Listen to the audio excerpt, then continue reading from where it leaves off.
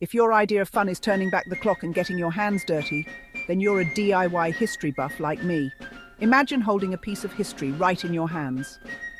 Today, we're diving into a world where chisels and hammers sing, recreating artifacts from 1,000 years ago. We're not just talking about gluing some sticks together, we're aiming to mimic the craftsmanship of medieval artisans without all those fancy modern tools.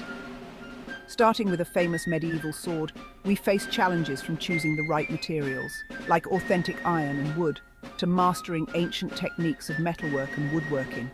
With each swing of the hammer and careful carving, the past came alive, but not without a few missteps and a lot of elbow grease. And voila, our DIY medieval sword.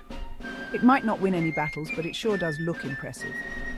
This journey wasn't just about nailing the perfect replica.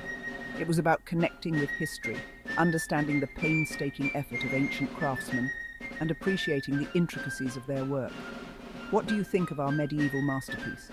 Drop your thoughts in the comments and let us know what artifact you'd like to see us tackle next.